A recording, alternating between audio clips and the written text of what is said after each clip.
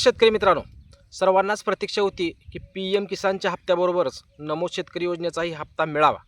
अखेर शेतकरी मित्रांनो, त्याबाबतची खूप छान अपडेट आलेली आहे. परंतु महत्त्वाचा मुद्दा ह्याच्यामध्ये जर पाहायला गेलं शेतकरी मित्रांनो, याच्यामध्ये दोन हप्ते येणं अपेक्षित आहे. कारण 8वा आणि 9वा हे 2 हप्ते नमो शेतकरी योजनेचे येणार का? आणि त्याचबरोबर पी एम किसानच्या हप्त्याबरोबर येणार का? हे खूप महत्त्वाच्या मुद्द्याचे अपडेट आजच्या व्हिडिओच्या माध्यमातून घेणार आहोत. शेतकरी मित्रांनो, आपण परवा एक व्हिडिओ बनवला होता की पी एम किसानचा हप्ता 13 मार्चला वाटप करण्याची प्रक्रियेला सुरुवात होणार आहे.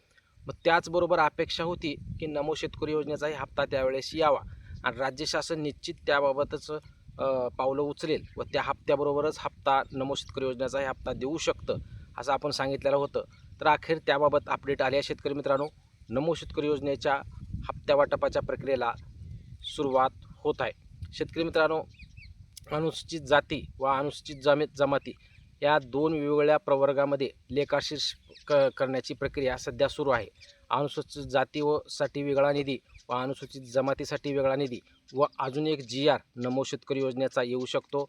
आणि हे सर्व जी आर आल्यानंतर पूर्ण निधीची तरतूद झाल्यानंतर शेतकऱ्यांच्या खात्यामध्ये नमो शेतकरी योजनेचा हप्ता मिळणार आहे. याच्या अगोदर वेगवेगळ्या लेखाशीर्ष केले जात नव्हते, परंतु आता नवीन नियमानुसार प्रत्येक प्रवर्गासाठी वेगवेगळा निधी याप्रमाणे राज्य शासनाकडून निधीची तरतूद केली जात आहे आणि त्या पद्धतीची प्रक्रिया सध्या सुरू आहे.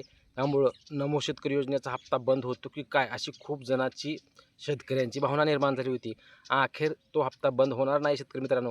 तर नमो शेतकरी योजनेचा हप्ता हा सर्व शेतकऱ्यांना मिळणार आहे.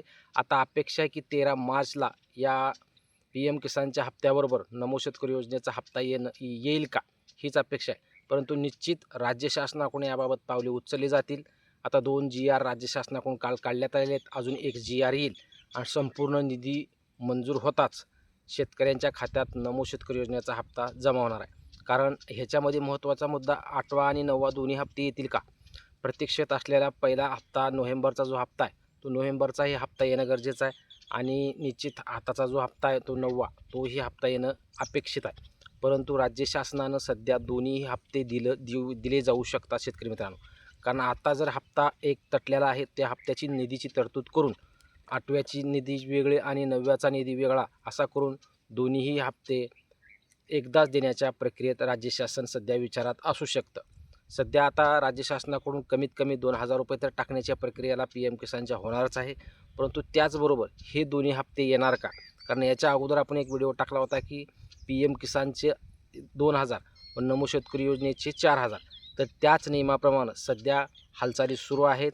पुढील 1 ते 2 दिवसात उर्वरित जी आर येऊ शकतो. अचानक आजही जी आर येऊ शकतो आणि तो जी आर आल्यानंतर जास्तीत जास्त 13 मार्चपर्यंत या सर्व प्रक्रिया पूर्ण जर झाल्या तर पी एम किसानच्या हप्त्याबरोबर शेतकऱ्यांच्या खात्यामध्ये नमो शेतकरी योजनेचे 2 हप्तेही टाकले जाऊ शकतात.